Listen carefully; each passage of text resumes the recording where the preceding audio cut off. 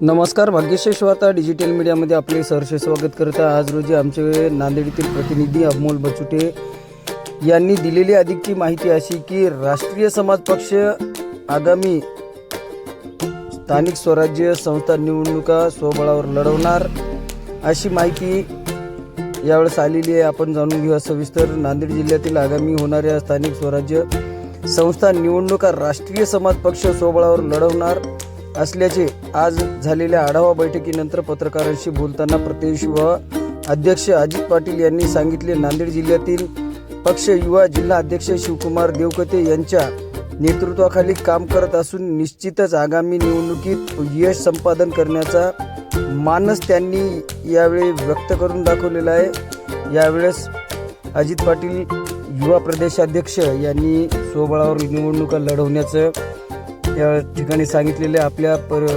परिसरातील जाहिराती व बातम्यांसाठी आमचे प्रतिनिधी अमोल बचुटे यांच्याशी संपर्क करा। लाईक करा, शेअर करा, सबस्क्राईब करायला विसरू नका, ही नम्र विनंती। पक्षाच्या वतीने युवक आघाडीच्या वतीने महाराष्ट्रव्यापी युवा जोडो संकल्प अभियानाच्या माध्यमातून युवा संवाद बैठक ही प्रत्येक महाराष्ट्रातल्या जिल्ह्यामध्ये घेतली जात आहे। त्याच अनुषंगाने आज नांदेड जिल्ह्यातली युवा संवाद बैठक घेतली।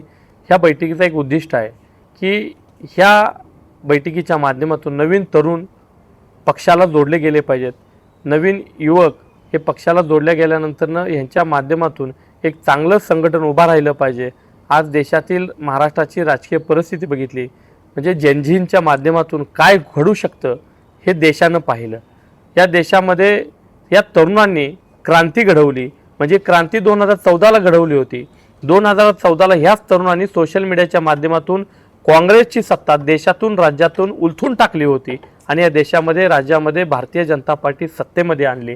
परंतु ह्याच भारतीय जनता पार्टीला गेल्या 12-13 वर्ष सत्तेची इतकी मस्ती आली होती की आमच्या मंत्रिमंडळातल्या कुठल्याही मंत्र्याचा कधी राजीनामा होईल असं वाटत नाही असं बिनधास्त सांगणारे मंत्री आणि ह्याच लोकांना म्हणजे शिक्षणामध्ये सुद्धा भ्रष्टाचार होतो। शिक्षणाच्या भ्रष्टाचारानंतरनं त्या तरुणांनी जे आंदोलन पुकारलं, या आंदोलनानंतरनं देशाचे शिक्षण मंत्री धर्मेंद्र प्रधानाला जो राजीनामा द्यावा लागला, हे खऱ्या अर्थानं तरुणाईचं यश आहे। त्यासाठी तरुणांनी राजकारणात आलं पाहिजे आणि ह्या राजकारणाच्या माध्यमातून देशाची समाजाची प्रश्नांच्या सोडवणूक करण्यासाठी लढा उभा केला पाहिजे। शिवकुमार देवकते साहेब जिल्हाध्यक्ष यांच्या वतीने संघटन मजबूत होत आहे। आता तुम्ही जनतेला काय आवाहन करा? मला सगळ्या नांदेड जिल्ह्यातील जनतेला विनंती आहे, आम्ही एक शिवकुमार देवकते साहेबांच्या माध्यमातून एक जिल्हाध्यक्ष या जिल्ह्याला दिलेला आहे। अतिशय एक होतकरू, चांगले आणि एक जनतेचे प्रश्न घेऊन लढणारं नेतृत्व आहे। या जिल्ह्यातील उपेक्षित, शोषित, वंचित, खऱ्या अर्थानं उपेक्षिताला अपेक्षित ठिकाणी आम्हाला घेऊन जायचं आहे।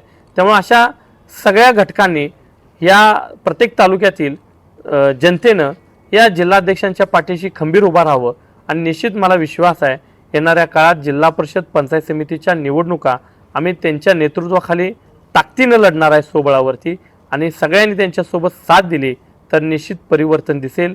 जनतेच्या मनातलं वातावरण हे मतदानातून दिसल्याशिवाय राहणार नाही। सोडवणूक करण्यासाठी लढा उभा केला पाहिजे। शिवकुमार देवकते साहेब जिल्हाध्यक्ष यांच्या वतीने संघटन मजबूत होत आहे। आता तुम्ही जनतेला काय आवाहन करा?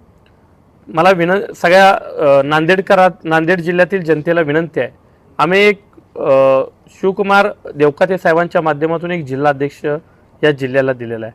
अतिशय एक होतकरू, चांगले आणि एक जनतेचे प्रश्न घेऊन लढणारं नेतृत्व आहे। या जिल्ह्यातील उपेक्षित, शोषित, वंचित, खऱ्या अर्थानं उपेक्षिताला अपेक्षित ठिकाणी आम्हाला घेऊन जायचं आहे।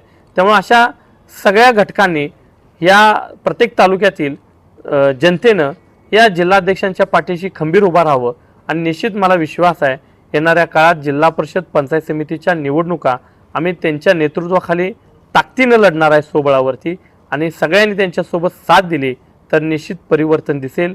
जनतेच्या मनातलं वातावरण हे मतदानातून दिसल्याशिवाय राहणार नाही।